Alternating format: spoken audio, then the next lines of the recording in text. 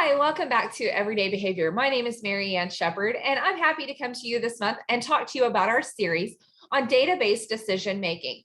And so within database decision making in the school districts, typically this is referred to as MTSS or RTI.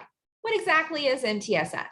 MTSS is multi-tiered systems of support, and RTI refers to response to intervention. So back prior to IDEA revisions, one of the things in the school district that became part of those revisions was that we had multiple systems of identifying students that are in need. This was kind of put in special education, and a lot of people thought, well, this is a special education initiative. But it really wasn't a special education initiative. It was about a general education initiative and how to identify students who are at risk and may need additional support in the school district in order to avoid or prevent them needing special education services. And so when we're looking at MTSS, since it is a general education initiative, it first involves universal screening.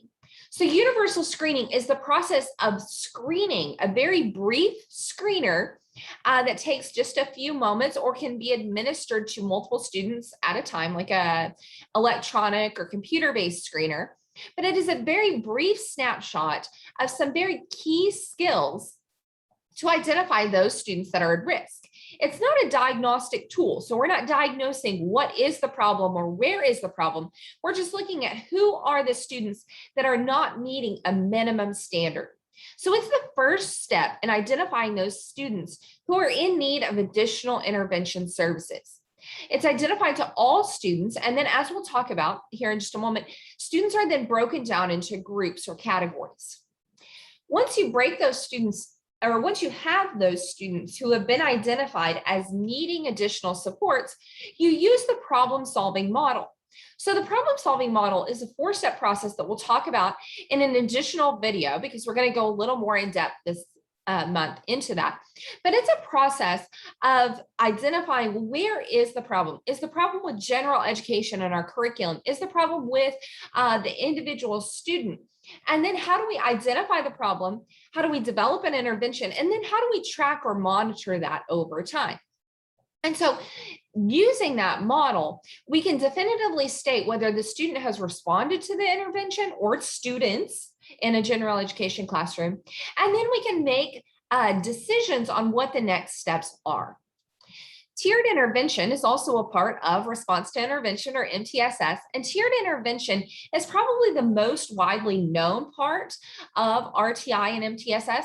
And what that is it's the process of taking that universal screening data and dividing students into 80% of your students should be at benchmark or accessing learning or maintaining learning through the general education curriculum. Whereas 20% of your students may need additional support. Approximately 15% of those students should need mild supports, maybe group intervention or just slight remediation where we go back and catch on some skills that maybe they missed for whatever reason and really kind of just give them that extra boost.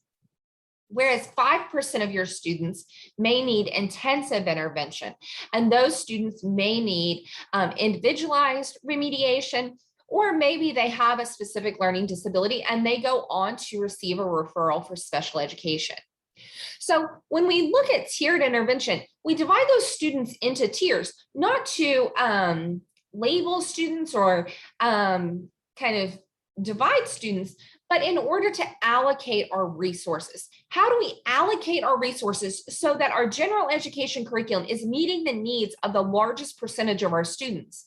And then we're allocating those resources such as a reading specialist or our reading blocks to identify those students who may need just a little additional support, but not necessarily special education, but they need additional support so that they don't fall behind or miss keystone concepts.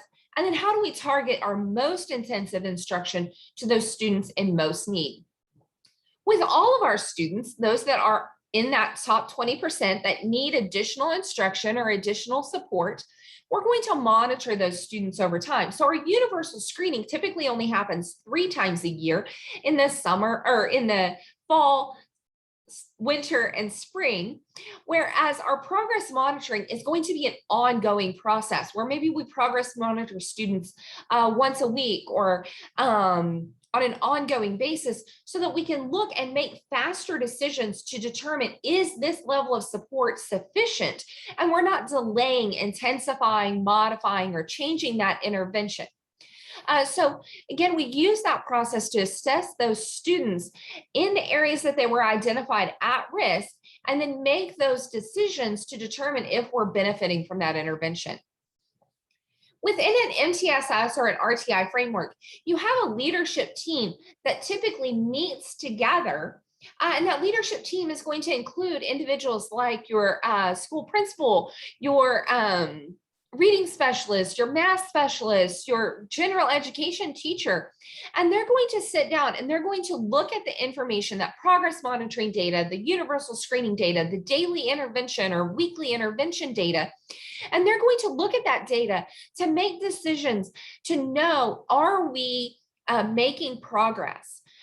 The team is not just going to look at individual data, but they're also going to be looking at data for our class curriculum. They're going to be looking at that universal screening data to ensure that our curriculum is meeting that 80% of our students' needs. And so they may be evaluating a variety of different types of assessments and tools, the universal screening data, the progress monitoring data, the interventions data, but they may also be looking at our demographics, our student achievements, and other data to guide our educational process. And so again, they're using data, not a sales rep from a specific company or emotional decisions, but they're using that objective data to guide the process. Thank you for watching this video. I hope that you found this information helpful and useful. I would like to invite you to visit our website in order to see more information about database decision-making. Follow us on Facebook at Everyday Behavior with Dr. Mary Ann. And I also encourage you to click the button right below to like or subscribe to our YouTube channel so that you can see additional videos that go further in depth on database decision-making, MTSS, and RTI. Thank you and have a wonderful day.